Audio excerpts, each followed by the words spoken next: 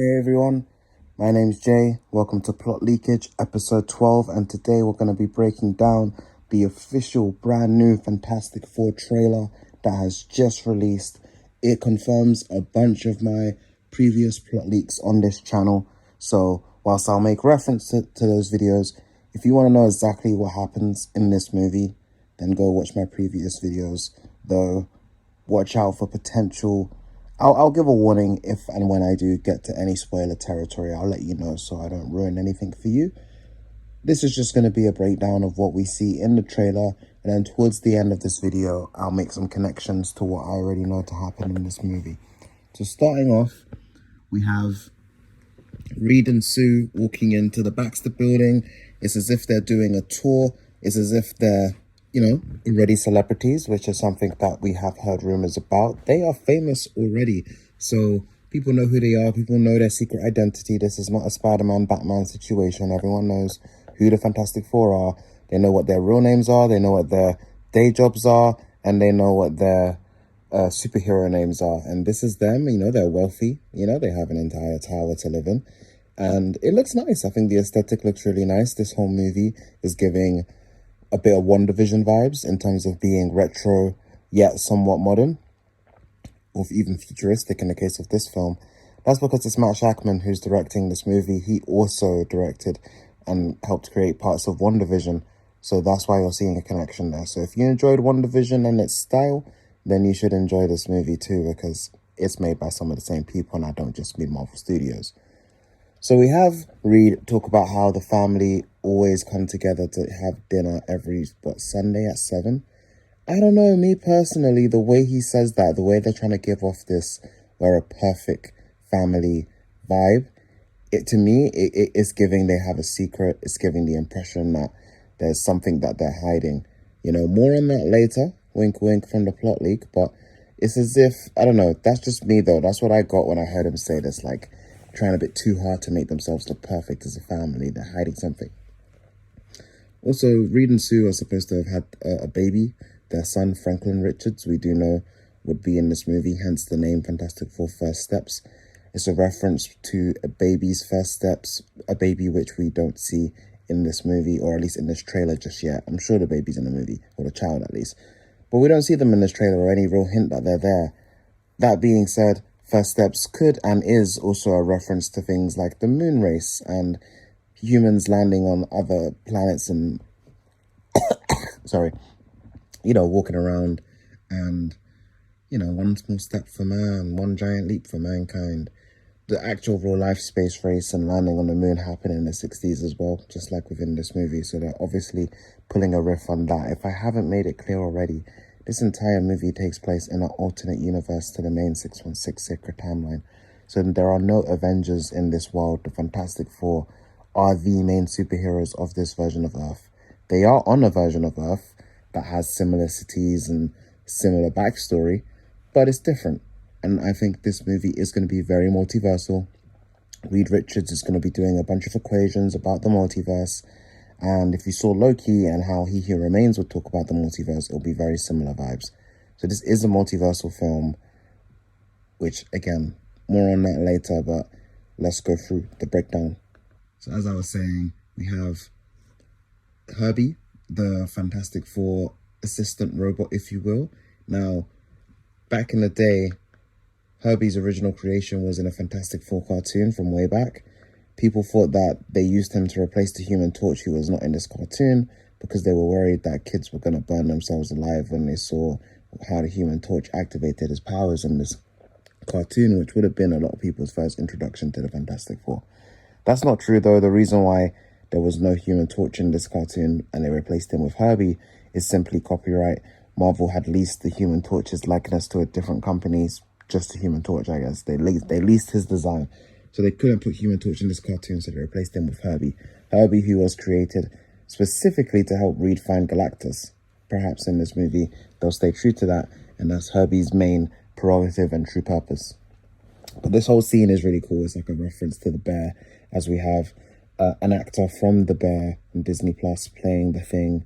Evan Moss Baccarat playing The Thing, and you know, that whole show's about cooking, so we get like a nice reference to that with the thing telling Herbie that his soup or sauce is good, quotation marks, but he can make it better. It's just emphasizing that they really are a family and that they do genuinely have love for each other. There's a clear indication that they were a family from before they got powers and after, you know? And I think that comes through. You know, we get lots of shots of them doing their first space mission, among others. They obviously, the first time they go up, get their powers, and they're already relatively famous before they even go up as astronauts.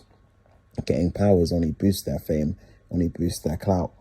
But we're going to get a lot of the traditional Fantastic Four comic accurate storylines with the Thing feeling ugly, Johnny being a hothead, and Sue and Reed having an up and down relationship, as well as obviously, in this case, them becoming parents. We also see the coming of Galactus. This whole this whole movie, this whole teaser is very comic accurate to the OG Fantastic Four comics, which is very cool.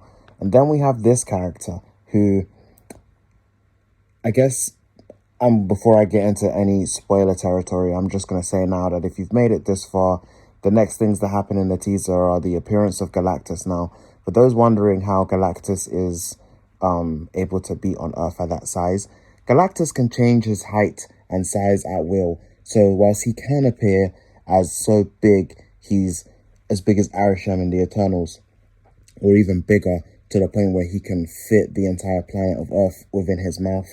Galactus can grow to be that big, but there's nothing stopping him from shrinking to be small enough to be just taller than the Statue of Liberty.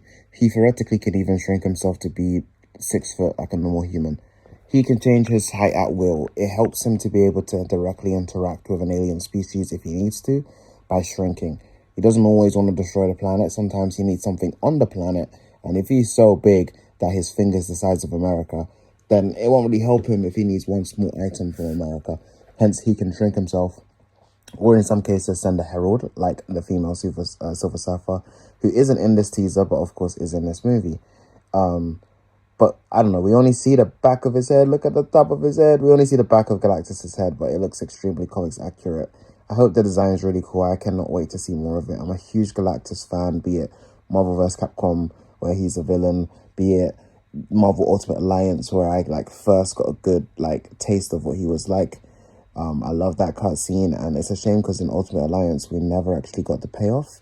Galactus has a line in the post end credits of that game where he says, "I'm gonna get revenge on these Earthlings who came into space and bothered me in the game."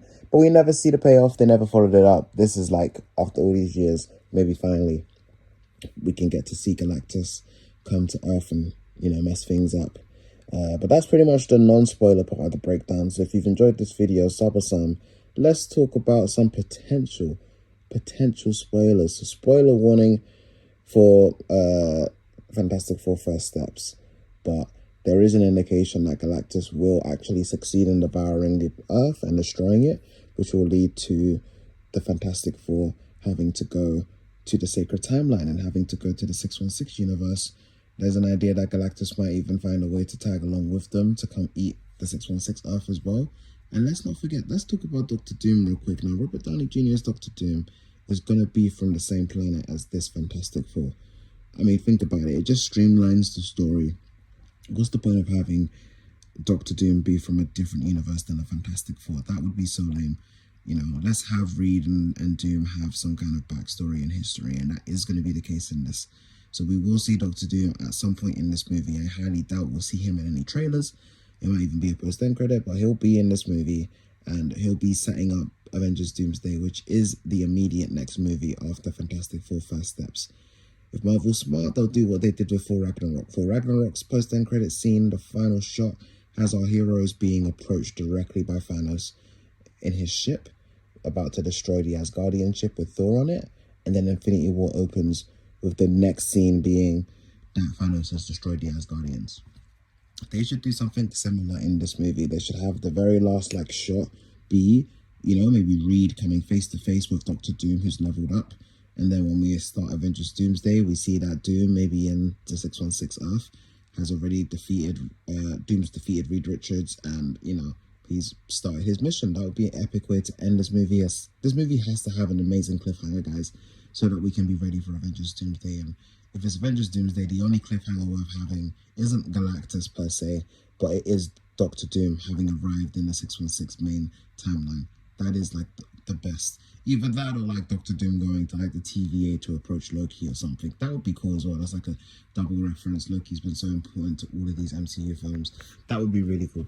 Having Doctor Doom, again, either appear in the 616, defeat Reed Richards, or approaching Loki / defeating Loki at the God Tree thing. Anyway, other spoilers include the fact that this character is supposedly the Red Ghost, who is a scientist obsessed with cosmic rays like the ones that gave the Fantastic Four their powers. And he has an army of monkeys, really smart, powerful monkeys. Though, admittedly, I'm not entirely sure how he specifically plays into the movie. I don't know if his role is actually that big, but it is a cool reference to the comics. The Fantastic Four's secret is that they're not supposed to be in this universe. They're not supposed to be from this Earth. They actually come from a different Earth. But nonetheless, they ended up stuck in the multiverse, stuck on another planet where they became rich, powerful, and famous. Some of them want to go home, some of them want to stay, but they all agree that they should at least defeat Galactus before making any permanent decisions. They failed to defeat him, hence they have to come to a new universe, being the main timeline of 616 anyway. But I think this movie will be cool, and it will be really cool to see exactly how they get to that point and how they get, it's not what happens, is how it happens. So if you want the full details of exactly the breakdown of the plot to this film, then go watch my previous videos. That being said, this has been a breakdown of the new Fantastic Four trailer. They don't actually show that much. It's a short trailer, and it's only supposed to show the story. It's supposed to show just a taste of what this movie is going to be about. I'm glad they released it. Today's Feb 4th. So that's F4, Feb 4th, so that's cool, F4, Fantastic Four, cool reference. I'm looking forward to more trailers and more footage from the movie. My overall opinion is that I didn't actually love this teaser trailer. Like, it's a cool trailer, it gives you a glimpse, but I'm not like 10 times more excited, you know? I watched that Superman teaser trailer and I'm like I'm way more excited for that movie than I was before, you know? The Captain America trailers have all been super exciting. I can't wait to watch that next week. I will do a review on my channel. That being said, so subscribe for that. But that being said, and a breakdown, of course, of the movie. This Fantastic Four trailer doesn't have me like extra level hyped. Maybe a bit more Galactus would have done it. Maybe Silver Surfer a bit more would have done it. I don't know. It's, again, just a glimpse. I'm sure the next trailer will be more story driven and give us way more to talk about. I just think that this movie, this teaser trailer, it could have been a bit more epic. Give us a bit more Galactus. Give us a bit more story. Give us a bit more. What's the twist? You know. Again, as I understand it, the twist is that the Fantastic Four are not exactly as they seem, and they have a bit of a secret, like the boys. I mean, not as messed up as the boys, but they have a secret. Anyway, guys, thank you for watching. Sub or some, and I'll see you in the next video. Let me know what you think of the teaser trailer. Again, I liked it. I just didn't love it, but I liked it. And Vanessa Kirby, beautiful woman. I think that they could capitalize a bit more on that. I'm sorry, but I mean, it's all these Marvel movies, you always got the shirtless man, right? I'm not saying Vanessa Kirby needs to get shirtless. I'm just saying that, sex appeal is important to Hollywood. It's important to these type of movies that need casual audiences to watch them. You want to get, 1 million tickets sold, 1 billion tickets sold, then, use what you use. Women love Pedro Pascal, believe him to be super attractive. So capitalize off that. I'm sure he's super muscular in this movie. I'm sure he'll have a shirtless scene. But capitalize off it, man. I mean, I'm a big Vanessa Kirby fan. She's a great actress, but she's also a beautiful one, and I don't think this trailer emphasizes that. So, I don't know. There's the little things, but it all adds up. We want this movie to do well. The Fantastic Four has struggled, I think, to become truly A1 mainstream. This should be their chance. I still think this movie, Fantastic Four, could be the biggest Marvel movie of the year, but we shall see. Will Thunderbolts be the surprise winner, or is Captain America the more logical choice? I don't know. We'll see. And I'll see you guys in the next one. Peace.